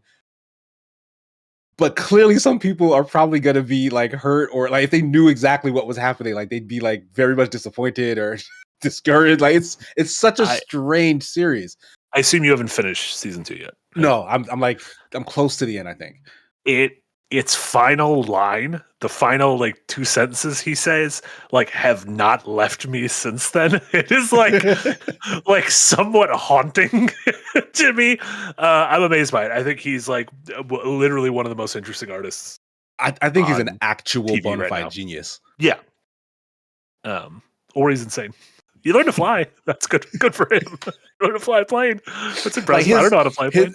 His embodiment of Sully, of Captain Sully. Yeah. Oh no. The episode where he tried to retrace the steps of Sully's life. Yeah, I couldn't breathe. Yeah, it's good stuff. It was horrifyingly funny. I need to watch this. Yeah, everyone should watch this. It's It good. is bonkers. It is insane. You also, I heard you. I see. I heard. I'm reading right now. You watched Predator Killer Killers. Yes, I've been waiting for this ever since I saw that first trailer. Not the hugest Predator fan. Not like I like the movies fine, but like I'm not like a big Predator junkie. Did not care or seek out any of the sequels since like the Arnold Schwarzenegger one. Did like Prey a whole bunch? Oh, you did. No, I did watch Prey. I thought that was a pretty good movie, but again, I don't have any sort of connection to Predator as a franchise. But I saw the trailer for Predator Killer of Killers, and I finally understood the premise and what Predator is supposed to be, and was 100% on board for it. And this animated series, which is kind of an anthology that takes you through a bunch of kind of set pieces that are linked together in a cool way, was fantastic. Like it's like the best version of this concept I think that it's the best version of this concept I think that has been done. And like I know that there's another like live action movie coming, but I kind of just want more of this. Like this seems like the wave. Like why are we futzing with more live action without spoiling it? I feel like if there's a sequel to this, it will be live action. Oh. Just like they'll tie this into whatever they do next. At the end, yeah, it's like all part of the same Predator universe. There's got to be a better way to say that. But yeah, the animation is great. It goes the Predator universe that has the word Dune in it, which makes things confusing because it doesn't have anything to do with Dune. Not yet. It's slot motion. We don't have a better word. Still going to use slot motion. We can use chop. Chop it's works. Not as good as slot motion though. Slot motion is really funny. It has that look where it's animated on the tubes or whatever, like Spider-Verse. I love slot motion. I want slot motion to be. It's positive when I say it. I think it looks great. I think this is a gorgeously animated movie. It doesn't, because the word slop never has a positive connotation. It never does. Predators are cool though. Nick, you'll love this movie if you haven't watched it yet. Yeah, it is great. I think you'll like it. Yeah. It's also great because it's like 80 minutes long and it's like 3 20-minute stories and then like a coda wraparound story. So like it's extremely watchable in my mind. Yeah, definitely on my list to watch this weekend. Yeah. Casey, if you haven't watched the other Predator movies, I think you would actually like Predators. The Adrian Brody one? Yes, I really love that watched movie. 1 and 2, like the Arnold one. I can't believe they never did. I can't believe they never did a sequel to that because then they did the Predator movie was from Shane Black and it was awful. I couldn't. That is Predators, right? No. The one with Olivia Munn. It's Predators. What's? Oh, sorry. Wasn't it the Predator? No. Yeah, the Predator. Was that the one? I thought that was the 28. That was the 2018 one. That was directed by Shane Black. Yeah. Predators was directed by I know his name is not Nimrod, but maybe it is. Nimrod Intel. Yeah. Okay. His name is Nimrod. Yeah. Yeah. I have completely fucking those two movies have bonded together in my mind. No, I do not know the difference. Sterling K. Brown was in one of them. I don't know which one. Olivia Munn was in one of them. Yeah, Darren did a video essay recently on the Predator series. Yeah, she's not in Predator. She's not in Predator. Olivia Munn is not in Predators because that has oh man, what's her name? Movies can have 2 women in them. Elise Braga, who plays the wife in From. From what? That was a joke. I know what From is. And Walton Goggins. Oh, Goggins! Oh, and Goggins mode. Oh, wait. The real reason I love Predators is because Topher Grace is in it. I'm such a huge Topher Grace fan. Remember when he cut the prequels into like 190-minute movie? He's in the movie. And he's such a dork, and it's so fucking funny. Yeah, Casey, you should watch Predators, and I think you would like it. You know who's great? Eric Foreman's mom and dad. I think they are great. Yeah. Danny Trejo's in it dumbass all the time. Love Danny Trejo. What happened to Marshall Ali's in it? I forgot about that too. Yeah, not Blade. That's for sure. Yeah, they did the season 2. I think it got canceled after that. They did the season 2? Yeah, pretty sure. Or maybe it's still coming out. Or do they have 3 seasons? It's canceled. Nope, they did 2 seasons and then they canceled it. Because it was bad. It was not good. The first season was okay, but it was heavily carried by the cast horribly of casted. The first season. So horribly casted. It was watchable because of the remnants of the first cast. The new cast had no chemistry. I just want to see the old people. That's how I feel about Gundam Zeta right now. There's all these new characters, but I'm just like, I don't fucking care. They're all whining. I'm like, just bring me back to the characters from the first one. And then every Sunday pop up, and I'm like, oh, this is nice again. Wait, this has 3 seasons. What? Get the fuck out of here. Yeah, none of those revival ones have panned out. Like the How I Met Your Father sequel. Yeah, that had Hilary Duff though. Yeah, she could do no wrong in my book. Well, she didn't do great in that. It's fine. I was rooting for Girl Meets World, but that was also bad. What was Better Call Saul? Does that count? Malcolm in the Middle is coming back now too. Better Call Saul doesn't count. Yeah. Malcolm Middle's come back. Everyone except Dewey, because Dewey's at Harvard. He's at Harvard. That was a news story today. I'm like, Dewey. I'm like, someone should sit that kid down and be like, do this show, make the money, and then go back to Harvard. You'll be fine. Your college will be paid off. Yeah. His college is already probably paid off. Yeah, King of the Hill's also coming back. Damn it, Bobby. That I'm actually kind of excited for. Yeah. Also, King of the Hill's coming to Fortnite. You guys excited to Hank Hill in Fortnite? Leave Hank alone. Nick, what have you been watching? I haven't been watching anything right now. I've just been busy playing Next Fest demos, but the embargo for the Altars finally dropped today, so I can finally talk about that game. Which I have been loving. I went to go preview it in Poland last month, and I went in being interested in the game. I think I talked about this in the previous episode, but I wasn't like super excited for it. But I came out of that preview like really loving it, and the full game has just really been great.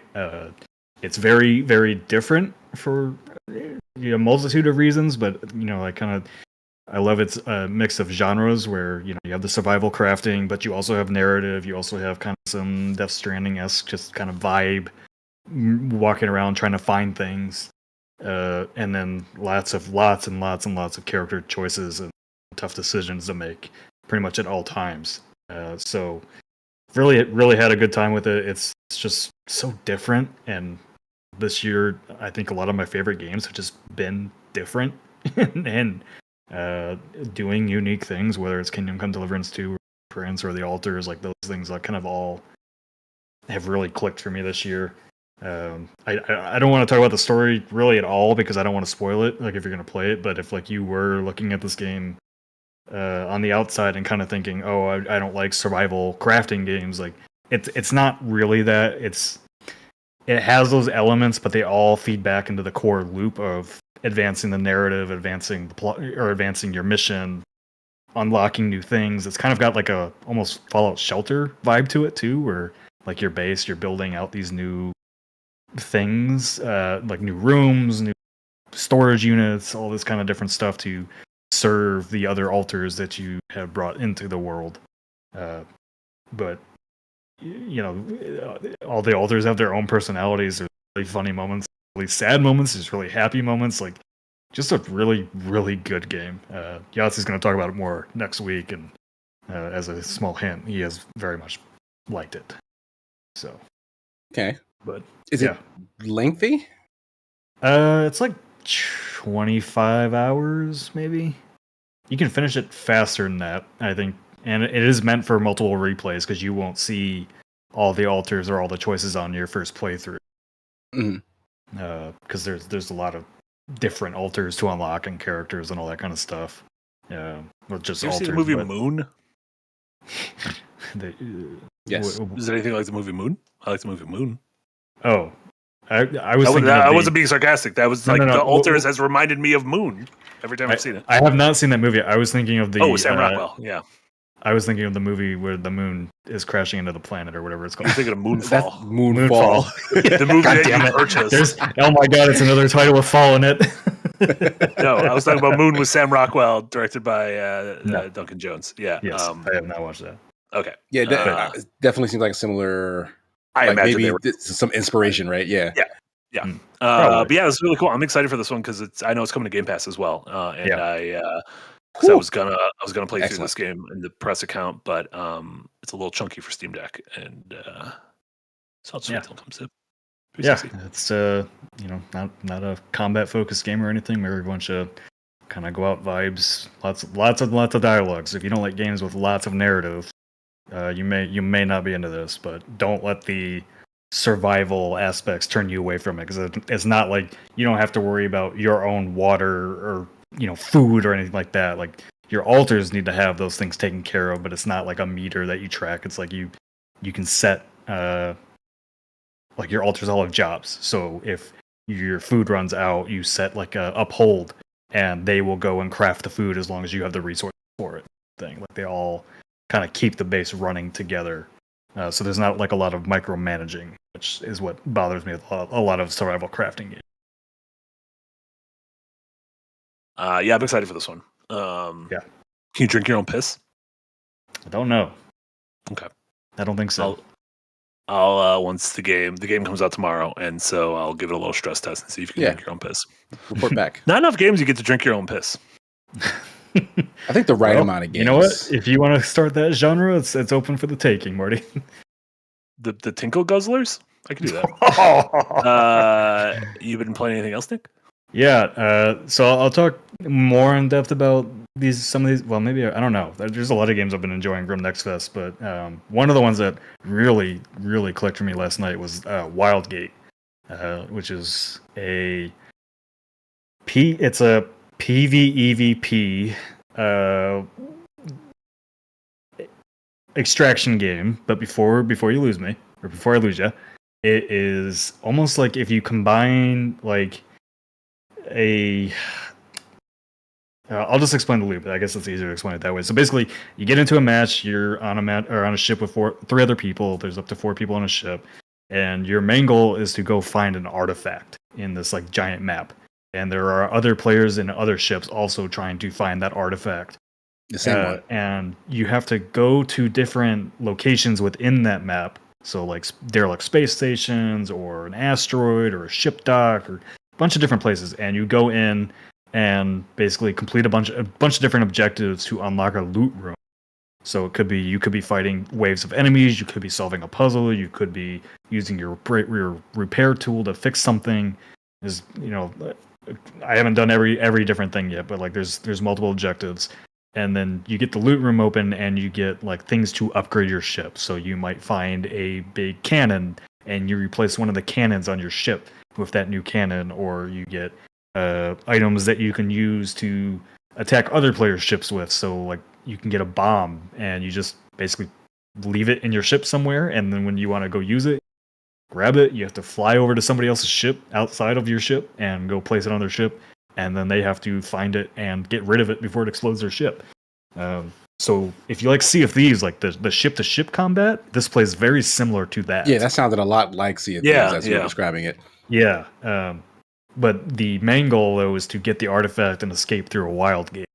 And so, like, you have to find where the artifact is, you have to protect your ship, you have to find the artifact, and you have to escape with it. It's a very difficult game when it's PvP, because there are people that are very good at flying their ships and shooting at you. And you can get lots of different cannons that do lots of different damage, but overall, like, the matches aren't too long, and my friends and I had we just had a blast playing this thing last night. Like I've had my eye on it, but it wasn't like a game I was actively excited for. But now, I mean, it comes out in July, so it's not far off, and now I'm like this game. Oh wow, that's very soon. Might become a nightly play for us. So that's how much fun we had with it. So this is just the demo that you're able to. Yeah, it's an open beta demo. Ah, gotcha. So there's that other game, Jump Ship, which I've also been excited about, and that one's more co-op focused rather than kind of PvPvE. Yeah, this feels extraction-y. Yeah, it's definitely. What's the medieval one? That's kind of this. Like you go into a dungeon with a team, and then you can see other teams, and there's a goal that you need to do. There were like two of them that came out at the same time. I feel like me, Jesse, and Jess actually played one for Hidden Gems. Dark and Darker, and then yes, yeah. And then whatever the other one was, Dungeonborn, I think it's called. Great name for a video game. Yeah, wonderful name for a video game. Yeah, those games are like pure extraction games. This one, like, you can just extract and not fight any other players. Like, there are AI things to fight in the game. I mean, these are like that. Yeah, I would say this is much more casual than that. Like, it's not easy, but it's not like super hardcore. There's not like inventory management and all that like you would get in other extraction games. Right. Yeah. Okay. There's this could hit a big audience.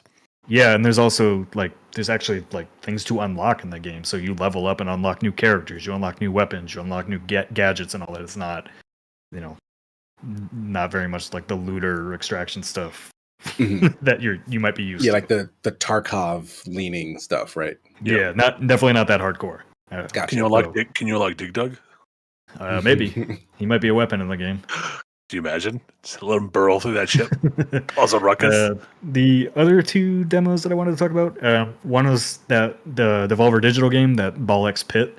I played that too. I like the demo quite a bit. Oh man, I've put 10 hours in that stupid demo already. Yeah. I have found my next probably 100-hour roguelike. That game is annoyingly addictive. So it's a, what would you call it? Like a block breaker game? Yeah, brick breaker. Brick breaker game, yeah.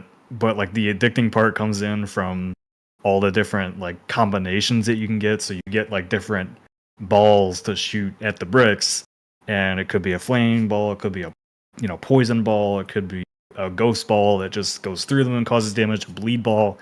That sounds wrong, but whatever. Tell me more about this bleed ball.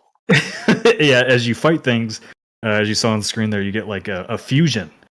And so you can fuse these different things together. So like if I have like a laser, I can fuse it with poison, and then it creates a poison laser.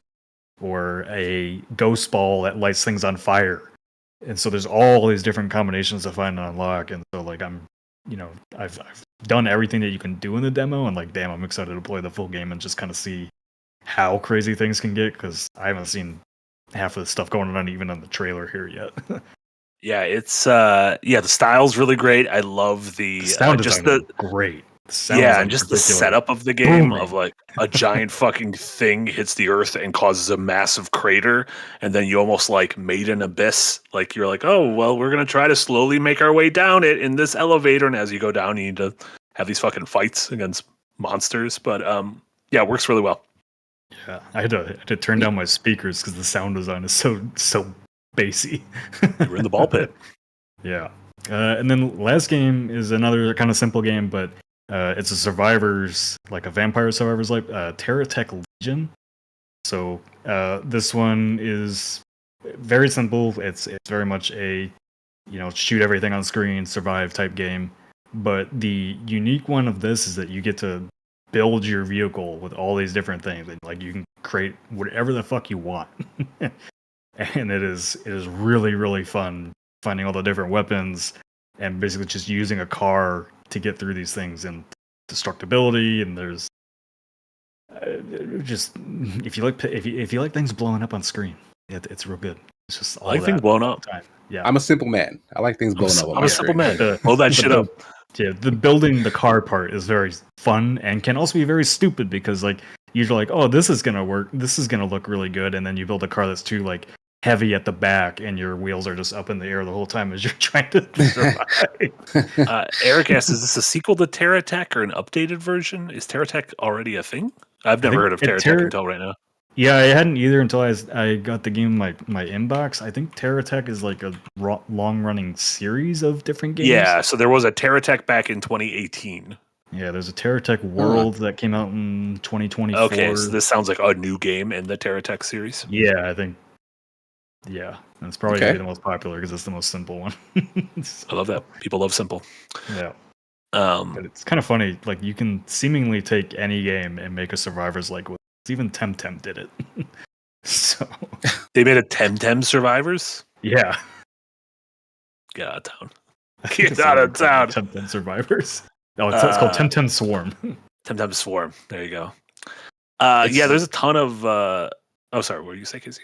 No, I was gonna say, like, yeah, the survivor genre is just bullet hell cross roguelite. Like that's you can put a skin on it for anything. Stupid addicting. Yeah. Yeah, they did it for Castlevania with the Vampire Survivors things. Jomo Slomo, where's the Dig Dug Survivors? I've been saying the same thing. But yeah, we're gonna have we'll have more on thoughts of some of our favorite Next Fest games and whatnot. We'll be putting together a normal roundup of games you should wish list, which will probably be next week, I imagine. In addition to Nick's new recurring roundup of wishlist games. Yeah. Couple Sunday. Hell yeah. A couple super chats before we wrap up for the evening. RI with a pair. Thank you so much, RI. It's harder to find, going back to the post-Obama game thing we talked about right before this, it's harder to find games in terms of political eras when AAA games try so hard to claim not to be political, which is the getaway. That's also been it's also a pretty good point. I feel like maybe finding those games might make more sense in the indie space. I feel like we don't get a lot of post-person games, but we definitely get like a lot of post-event games. We got tons and tons and tons of post-pandemic games.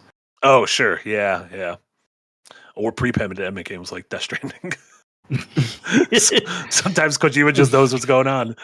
And then RI think also Kojima had this profile in GQ this week, which I know like it's fucking annoying hearing me talk about Kojima, but I love it. He's my best friend. He said one of the most beautiful things when they asked him about sort of like what does it mean for like people to adopt like a Kojima style, or like what's going to happen with Kojima Productions when he's gone. They're like, do you want them to like continue making the things the things that you've been making? And he says like, I don't want to pass a baton because I want them to crush the baton, and what I want to do with my life is a series of being inspired by people and them giving me their small fires, and I take their small fire and I put it in my body, and it's created my own small fire. And what I want to do is give a little bit of my fire to other people to add to their fire to create their own fire. And so that's the only thing I want to do in life is for my small fire to help grow other people's fire. And I'm like, that's kind of beautiful. Like that's a kind of a beautiful way to like speak about like inspiration.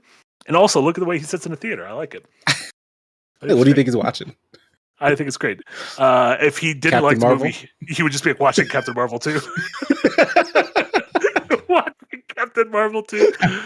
Watching How to Train Your Dragon live action. I don't want my fire to go to this movie. I would not enjoy my fire to go to this movie.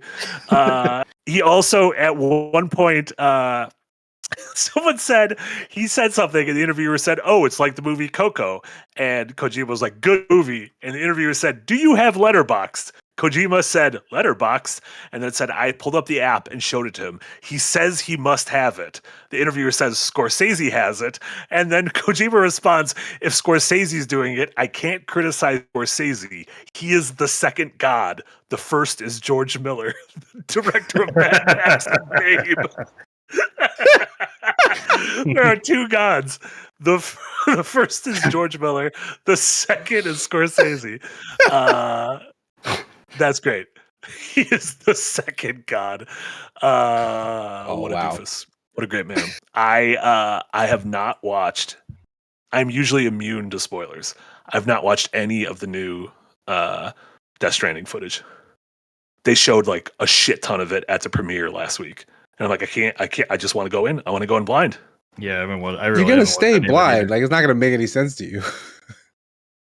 Oh, that's true. But I've already seen a clip of something that was like the most beautiful thing I've ever seen. It's the third. I've already seen a clip of something that looks like the third god after George Miller and Scorsese. Like a guitar guy. No, there's a bunch of sparks. There's a scene with a bunch of sparks, and it looks like the most beautiful thing I've ever seen. And then Eric goes and shows us the footage. Thanks, Eric. No, it's just a man floating a river. I can just ignore it in the corner. I don't want to see the environments either. That's the first one. That's the second game. Not the first one. Look at this. You know. Sorry, I have no idea. I said saving Bill Clinton at his fundraiser or the division's invasion of Washington D.C. are quote not political, and that attitude feels very post-Obama. That's actually a decent point. Call of Duty always says we're not political. Yeah, that's fair. After Obama, everybody said they didn't want to be political, and then no Russian was post-Obama. Does that count? Like it was literally post-Obama. But then I don't think they were saying that they weren't political then. Modern Warfare 2 was 2008. When did Obama get elected? In 2008. So it couldn't be post-Obama. Yeah, it couldn't be post-Obama. It was already out. Yeah, it's not enough time. No, it wasn't 2008 because Modern Warfare 1 was 2007. It's still too close. 2009, sorry. Yeah, post-Obama. That's still too close. Wasn't he? Who's in office? Obama. Because wasn't in between Modern Warfare 1 and 2 was World at War? Is that right? That was 2008. Yes. Yeah. Modern Warfare 2009. There you go. And then Shinzu Akachi. When was Obama president? Gork, when was the man the president? Gork, sorry, Shinsu 25. Oh no, we gotta end this one. Late to the stream, we'll watch later, but wanted to give some cash in a random idea. I think the Age of Mythology campaign would be a great dive into RTS. Solid story, eases you in and gently into the mechanics and great mission variety. I actually played the Age of Mythology campaign on PC back in the day. There's a little window. I don't like talking about it, but when I was like, I'm gonna see what this PC gaming is all about. I played Titan Quest, I played Diablo 2, and I played Age of Mythology. Those were the 3 games I played. I probably put like 50 hours in each of them. Let me tell you, it was great. I was a big mythology kid in like high school. I think a lot of people go through phases where you're like, I want to see the Medusa. They force it on you. Well, if you see the Medusa, that's the last thing you see. Oh no, that was the problem. I saw the Medusa. I couldn't do it anymore. She took all your sophisticated PC gaming away. Turned all that shit into stone. I've been using the same router ever since. Oh wow! Put all that $200 towards that, please. Yeah. If I pull 3 Buster Swords, if I pull 3 Buster Swords, I will do it. I spent my whole yearly allowance on magic cards and not my Nighthawk router I should have bought. There's routers called Nighthawk? That's nice. My router is called the Nighthawk router. I think cool. I might have the same one upstairs. That's that painting of all those If you're a gamer, you have the Nighthawk router. It's the best one for gaming. I don't want to be at least when I bought it. don't The one want to upstairs be a kind of gamer. sucks, so I don't know. What do you guys got going on? Casey, what do you got going on in your life? Not that much actually. This is a very busy week. Sadly, stuff is happening in all the places. Therefore, no wedding stream tomorrow.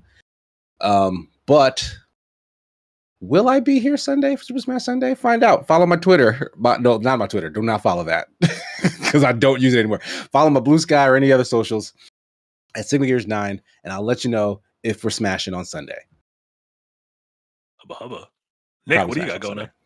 I'll have a new episode packed out tomorrow. It'll be a little bit shorter than usual just because I had such a busy week too. Hopefully a episode that maybe speaks to the current moment a little bit. And then on Sunday I'll have a new episode of Wishlist, and then on Tuesday Jenna, I think J-Mate and I will be back for a launch day stream of FBC Firebreak. With that new nice. Control multiplayer game. Ooh. Nice. That's also on Game That Pass, right? It'll be That on is Game going to be a Pass. Game Pass game. That is one Yeah. I'm vaguely interested in. Like I might play that game. I said that same thing about Marvel Rivals and I didn't. But I really like the Remedy games. And I really like Control. I didn't really look into Yeah, I really want it to jump into that. much until we just got review code for it, but it is not like a traditional live service game. It's another kind of content complete multiplayer game that they will add on as they go, but not like with battle passes and stuff like that to make you play it. It like basically said like we will, if the community really likes it, then we will add new missions and stuff like that. But it's not a game that like you have to return to every week, which feels like that age of multiplayer gaming is coming back, and I'm very excited about it. Night Rain is like that. This is like that. Quite a few of the multiplayer game rematches going to be like that for the most part. So, Can't wait Persona 5 It's so Persona close. 5 Gotcha. It's probably going to be like that. you know what, Marty, you keep regressing. You left PC gaming, now you're going to Gacha gaming. It's just getting worse. I left PC gaming when I was in like high school. When I was and you're back to middle trading school. cards. And you're back to trading cards. They're not trading cards. They're collectible art pieces. They're non-fungible tokens, Nicholas. Oh no, you've really regressed. As for me, I didn't have a busy week. I kicked my feet up. I smoked a cigar. I took a bunch of naps. So it was real easy on my front. No, I should have a video at some point that goes further in depth into my crackpot theory from last week that Pragmata equals Mega Man. And then I'll also have a video probably next week, later on in the week, about sort of my Switch 2 launch impressions, trying to calcify all of that into one thing. But yeah, tomorrow on the stream front, DevHeads will be back at noon. So tune in to that at the normal time. And then I should be streaming tomorrow evening on my personal channel, watching some more anime. I don't know what it's going to be. Maybe it'll be Street Fighter. Maybe it'll be hentai. We don't know. We're going to go wherever the wind takes us. It'll be great. So for Casey, for Nick, for Eric, this was Marty. This was Firelink episode number 71. Thank you all so much for joining us. Thank you, everyone who donated super chats throughout the episode, listening on your podcast service of choice.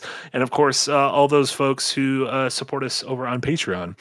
It's $5 tier and above. And remember, if you're at that $5 tier, you can get Yahtzee's video that Eric wrote on the lore of Sonic the Hedgehog Part 1. It is the first part in a lore video. There's too many Sonic things. It's fine. And then we should have more fun videos for you guys soon on the Patreon as well. So thank you guys so much. Have a wonderful rest of your evening, and we'll see y'all soon. Bye, everyone. Bye, all. Bye.